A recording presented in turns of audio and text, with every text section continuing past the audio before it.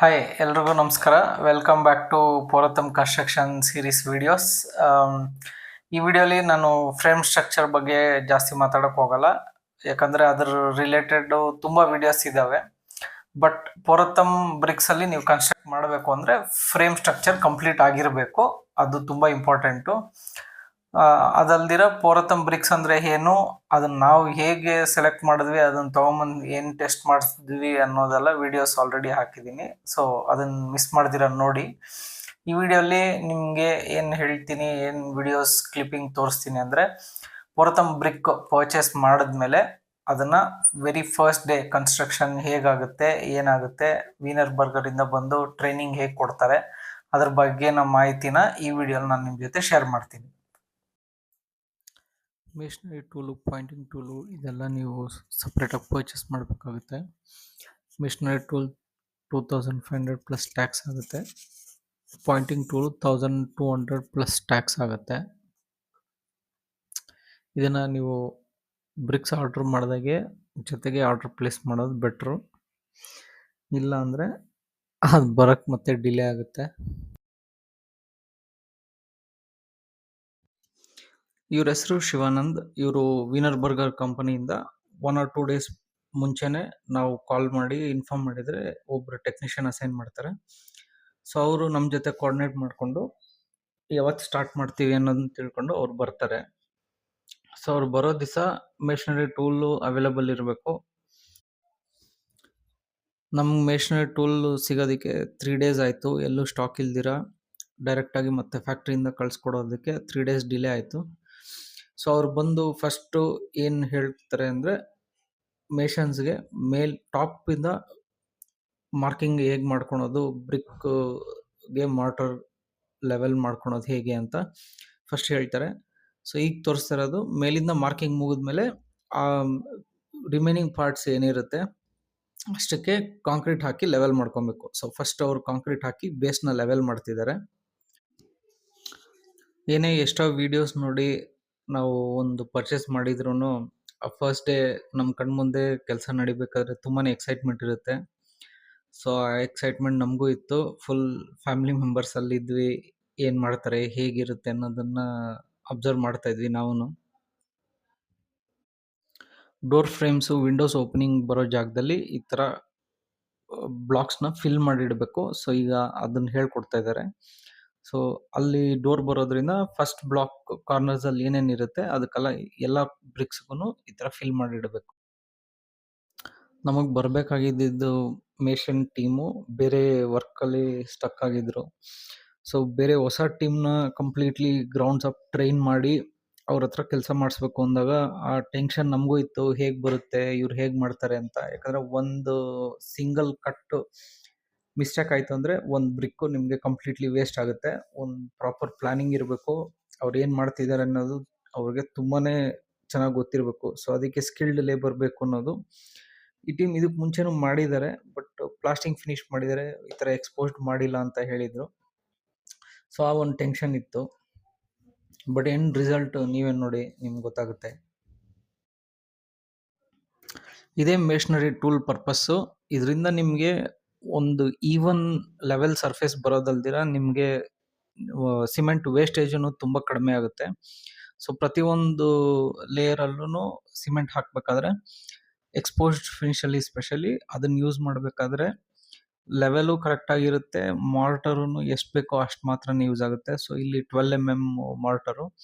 ಪ್ರತಿಯೊಂದು ಕಲ್ಲು ಮಧ್ಯನೂ ಅವರು 12 mm ಸ್ಪೇಸರ್ಗೆ ಬಾಕ್ಸ್ ರಾಡ್ ಅಂತ ಇಡ್ತಿದ್ದಾರೆ. ಅದು ಯಾವುದೇ ನೀವು ಫ್ಯಾಬ್ರಿಕೇಟರ್ ಹತ್ರ ಒಂದು 12 mm ರಾಡ್ ನೀವು ಕಟ್ ಮಾಡಿ ತಂದ್ಕೊಬೇಕಾಗುತ್ತೆ. ಈಗೇನು ರೆಗ್ಯುಲರ್ ಬಿಲ್ಡಿಂಗಿಗೆ ಪ್ಲಾಸ್ಟಿಂಗ್ ಅಂತ ಮಾಡ್ತಾರೆ, ಆ ಥರ ಆಕ್ಟಿವಿಟಿ ಇದರಲ್ಲೂ ಇರುತ್ತೆ. ಬಟ್ ಇದನ್ನು ಎಸ್ ಪಾಯಿಂಟಿಂಗ್ ಅಂತಾರೆ. ಸೊ ಅದಕ್ಕೆ ಫಸ್ಟು ಮಣ್ಣನ್ನು ಎಮ್ ಸ್ಯಾಂಡ್ನ ಜಲ್ಡಿ ಮಾಡಿ ತೊಗೊಬೇಕು. ನೀವೇನೇ ಪ್ಲಾಸ್ಟಿಂಗ್ ಸ್ಯಾಂಡ್ ತರಿಸಿದ್ರೂ ಅದನ್ನು ಇನ್ನೂ ರಿಫೈನ್ ಆಗಿ ಜಲ್ಡಿ ಮಾಡಿ ತೊಗೊಬೇಕು. ಅದನ್ನು ಮತ್ತೆ ಈ ಥರ ಮಿಕ್ಸ್ ಮಾಡಿ ಪ್ರತಿಯೊಂದು ಜಾಯಿಂಟ್ಸ್ ಮಧ್ಯನೂ ಹಾಕಿ ಇವ್ರೇನು ಈಗ ಯೂಸ್ ಮಾಡ್ತಿದ್ದಾರೆ ಅದು ಪಾಯಿಂಟಿಂಗ್ ಟೂಲ್ ಅಂತ, ಅದನ್ನಿಟ್ಟು ಮತ್ತೆ ಲೆವೆಲ್ ಮಾಡಬೇಕು. ಸೊ ಈ ಕೆಲಸ ಸ್ವಲ್ಪ ಟೈಮ್ ಕನ್ಸ್ಯೂಮಿಂಗು, ಬಟ್ ಔಟ್ಕಮ್ ಆಗಲಿ ಫಿನಿಶ್ ಆಗಲಿ ತುಂಬ ಚೆನ್ನಾಗಿರುತ್ತೆ. ಈಗ ಸಿಲ್ ಬೀಮ್ ಮತ್ತೆ ಲಿಂಟಲ್ ಬೀಮ್ ಇದಕ್ಕೆ ಕಟಿಂಗ್ ಹೇಗ್ ಮಾಡ್ಬೇಕು ಅಂತ ತೋರಿಸ್ತಿದ್ದಾರೆ.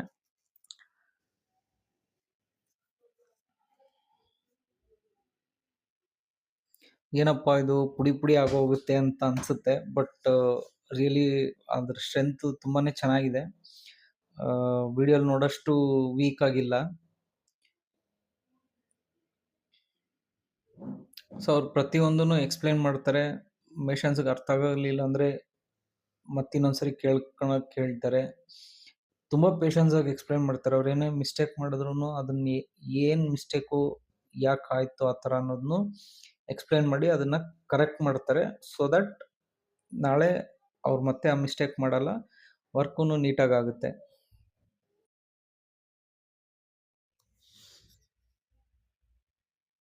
ನನಗೂ ಕ್ಯೂರಿಯಾಸಿಟಿ, ನನಗೂ ಡೌಟ್ಸು. ನಾನು ಅವ್ರನ್ನ ತುಂಬ ಕ್ವಶನ್ಸ್ ಕೇಳ್ತಿದ್ದೆ. ಎಲ್ಲ ಚೆನ್ನಾಗಿ ಹೇಳ್ತಾರೆ. ಆಲ್ಮೋಸ್ಟು ಅವ್ರ ಟ್ರೈನಿಂಗ್ ಸೆಷನ್ ಹೇಗಿರುತ್ತೆ ಅಂದರೆ, ನಮ್ಗೆ ಆಲ್ರೆಡಿ ಇರೋ ಡೌಟ್ಸನ್ನ ಅವರು ಎಕ್ಸ್ಪ್ಲೇನ್ ಮಾಡಿಬಿಡ್ತಾರೆ. ನಮ್ಗೆ ಅದನ್ನ ಮೀರಿ ಒಂದೋ ಎರಡೋ ಡೌಟ್ ಇರ್ಬೋದು ಅಷ್ಟೇ.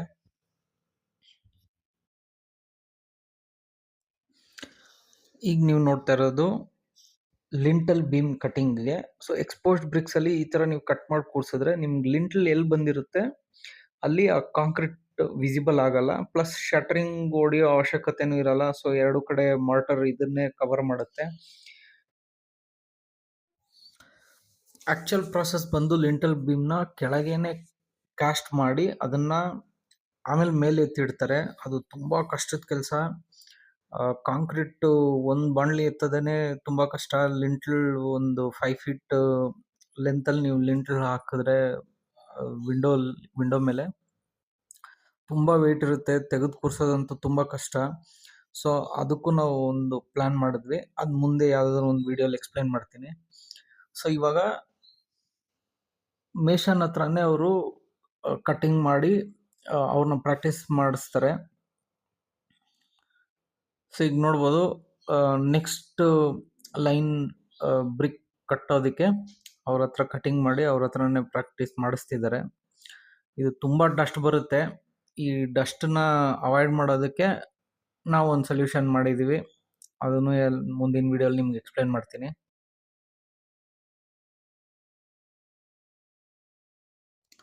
ಈ ಮಾರ್ಕಿಂಗ್ ಮಾಡ್ತಿರೋದು ಬಂದು ಪಾರ್ಟಿಷನ್ ವಾಲ್ಸ್ ಜಾಯಿಂಟ್ಸ್ ಬರುತ್ತಲ್ಲ ಅಲ್ಲಿಗೆ ಹೇಗೆ ಕಟ್ ಮಾಡಬೇಕು ಅಂತ. ಇದು ಸ್ವಲ್ಪ ಕಷ್ಟನೇ ಕಟಿಂಗು. ಫುಲ್ ಡೆಪ್ತ್ ಕಟ್ ಮಾಡೋಂಗಿಲ್ಲ, ಬ್ರಿಕ್ ಎರಡು ಪಾರ್ಟ್ ಆಗಂಗಿಲ್ಲ. ಸೊ ಆ 3 ಸೆಕ್ಷನ್ಸಲ್ಲಿ ಬರೀ 2 ಸೆಕ್ಷನ್ಸ್ ಮಾತ್ರ ಅದನ್ನು ಕಟ್ ಮಾಡಬೇಕು. ಸೊ ಅದನ್ನು ಇಲ್ಲಿ ಹೇಳ್ಕೊಡ್ತಿದ್ದಾರೆ ಅವ್ರ ಹತ್ರನೇ. ನಮಗೆ ಈ ಥರದ್ದು ಅವಶ್ಯಕತೆ ಇರಲಿಲ್ಲ. ಯಾಕಂದರೆ ಮೋಸ್ಟ್ ಆಫ್ ಎಲ್ಲ ಪಿಲ್ಲರ್ಸ್ ಹತ್ರ ಇಲ್ಲ ಕಾರ್ನರ್ಸ್ ಕಟಿಂಗ್ ಬರೋದು. ಕೆಲವೊಂದು ವಾಲಲ್ಲಿ ಜಾಯಿಂಟ್ಸ್ ಇದೆ, ಅಲ್ಲಿಗೆ ರಿಕ್ವೈರ್ಮೆಂಟ್ ಇತ್ತು, ಬಟ್ ನಾಟ್ ಕಂಪ್ಲೀಟ್ ರಿಕ್ವೈರ್ಮೆಂಟ್.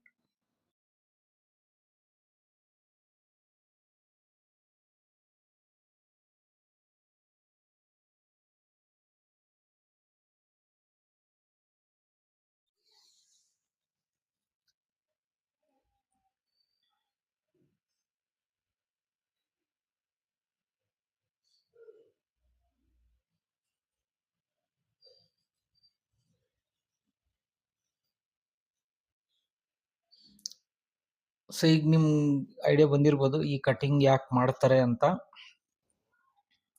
ಒಂದು ಲಾಂಗ್ ವಾಲ್ ಒಂದ್ ಕಡೆ ಇದ್ದು ಅದರಲ್ಲಿ ಯಾವ್ದಾದ್ರು ಪಾರ್ಟಿಷನ್ ಬರುತ್ತೆ ಅಂದ್ರೆ ಅದಕ್ಕೆ ಈ ತರ ಕಟಿಂಗ್ ಬರ್ಬೇಕಾಗುತ್ತೆ. ಸೊ ಅವಾಗ ಆಪೋಸಿಟ್ ಸೈಡ್ ಇಂದ ನೀವು ನೋಡ್ಬೇಕಾದ್ರೆ ಅಲ್ಲೊಂದು ವಾಲ್ ಇದೆ, ವಾಲ್ ಜಾಯಿಂಟ್ ಇದೆ ಅನ್ನೋದು ಗೊತ್ತಾಗಲ್ಲ. ಇದನ್ನ ಮಾಡ್ಲಿಲ್ಲ ಅಂದ್ರೆ ನೀವು ಆ ಜಾಗಕ್ಕೆ ಪ್ಲಾಸ್ಟಿಂಗ್ ಮಾಡಬೇಕಾಗುತ್ತೆ, ಅದು ಚೆನ್ನಾಗಿ ಕಾಣಿಸಲ್ಲ. So this is the best way. ಏನೋ ತುಂಬಾ ಡೀಪ್ ಆಗಿ ಹುಡುಕ್ತಿದಾರಲ್ಲ, ಇದು ಪೋರತಮ್ ಕನ್ಸ್ಟ್ರಕ್ಷನ್ ಮಾಡಿಸೋ ಎಲ್ಲ ಓನರ್ಗು ತುಂಬಾ ಇಂಪಾರ್ಟೆಂಟ್ ಪಾರ್ಟು. ಗಮನ ಇಟ್ಟು ನೋಡಿ ಡ್ರಿಲ್ಲಿಂಗು. ಯಾಕಂದ್ರೆ ಮನೆ ಕನ್ಸ್ಟ್ರಕ್ಟ್ ಆದ್ಮೇಲೆ ಎಷ್ಟೋ ಸರಿ ಬೇರೆ ವರ್ಕರ್ಸ್ ಕರಿಬೇಕಾಗುತ್ತೆ, ಎಲೆಕ್ಟ್ರಿಷಿಯನ್, ಪ್ಲಂಬರ್. ಸೊ ಅವ್ರ ಅಪ್ಪಿ ತಪ್ಪಿ ಈ ತರ ಹ್ಯಾಮರ್ ಡ್ರಿಲ್ ಮಾಡಿದ್ರು ಅಂದ್ರೆ ಆ ವಾಲಲ್ಲಿರುವಂಥ ಬ್ರಿಕ್ಕು ಚೂರ್ ಚೂರ್ ಆಗೋಗುತ್ತೆ. ಸೊ ಇದೊಂದು ಡಿಸ್ಅಡ್ವಾಂಟೇಜು. ಇದಕ್ಕೆ ನೀವು ಅವ್ರಿಗೆ ಫಸ್ಟೇ ಹೇಳಬೇಕು, ನಾರ್ಮಲ್ ಡ್ರಿಲ್ ಮಾಡಬೇಕು, ಹ್ಯಾಮರ್ ಡ್ರಿಲ್ ಮಾಡಬಾರ್ದು ಅಂತ. ಈಗ 3 ಟೈಪ್ಸ್ ಆಫ್ ಡ್ರಿಲ್ ಮಾಡಬೇಕಾಗುತ್ತೆ ಇದರಲ್ಲಿ. ಒಂದು heavy like bathroom commodes, wash basins, sink ಇದನ್ನೆಲ್ಲ ಕೂರ್ಸೋಕ್ಕೆ ಅಪ್ ಟು 2 ಲೇಯರ್ಸ್ ಡ್ರಿಲ್ ಮಾಡಬೇಕಾಗುತ್ತೆ. ಸ್ವಲ್ಪ ಹೆವಿ ಸ್ಕ್ರೂ ಯೂಸ್ ಮಾಡಬೇಕಾಗುತ್ತೆ. ನೆಕ್ಸ್ಟು ಲೈಟ್ ವೆಯ್ಟ್ ಏನಾದರೂ ಹ್ಯಾಂಗ್ ಮಾಡ್ತೀರಾ ಲೆಸ್ ದೆನ್ 6 kgs ಆ ಥರ ಇದ್ದರೆ, ಸೊ ಅದಕ್ಕೆ ಜಸ್ಟ್ ಒಂದು ಲೇಯರ್ ಡ್ರಿಲ್ ಮಾಡಿದ್ರೆ ಸಾಕು. ಬಟ್ ಪ್ಲಾಸ್ಟಿಕ್ ಪ್ಲಗ್ ಇಲ್ಲ ಗಟ್ಟ ಯೂಸ್ ಮಾಡೋದು ತುಂಬ ಇಂಪಾರ್ಟೆಂಟು. ಡ್ರಿಲ್ ಮಾಡಲೇಬೇಕು, ಹ್ಯಾಮರ್ ಮಾಡೋಂಗಿಲ್ಲ, ಮೊಳೆ ಹೊಡಿಯೋಂಗಿಲ್ಲ. ಡ್ರಿಲ್ ಮಾಡಿ ಈ ಥರ ಒಂದು ಪ್ಲಾಸ್ಟಿಕ್ ಪ್ಲಗ್ಗು ಇಲ್ಲಾಂದರೆ ಗಟ್ಟ ಇಳಿಸಿ ಅದರಲ್ಲಿ ನೀವು ಸ್ಕ್ರೂ ಮಾಡಬೇಕಾಗುತ್ತೆ. ಈ ಸ್ಕ್ರೂಸೂ ವಿನರ್ ಬರ್ಗರ್ ಅವ್ರ ಹತ್ರನೇ ಅವೈಲಬಲ್ ಇದೆ. ಜಸ್ಟ್ ಅವ್ರ ಹತ್ರ ಆರ್ಡರ್ ಮಾಡಿ ನೀವು ಪರ್ಚೇಸ್ ಮಾಡ್ಬೋದು, ಇಲ್ಲ ಹೊರಗೂ ನೀವು ತೊಗೊಬೋದು. ಇದು ಈಗ ಸ್ಕ್ರೂ ಮಾಡಿದ್ಮೇಲೆ ನಮ್ಮ ಹೆಲ್ಪರ್ ಕಲಾಂ ಬಂದು ಇದ್ರ ಸ್ಟ್ರೆಂತ್ ಎಷ್ಟಿದೆ ಅನ್ನೋದನ್ನ ತೋರಿಸ್ತಾರೆ. ಒಂದು ಡೆಮೋ ನೋಡಿ.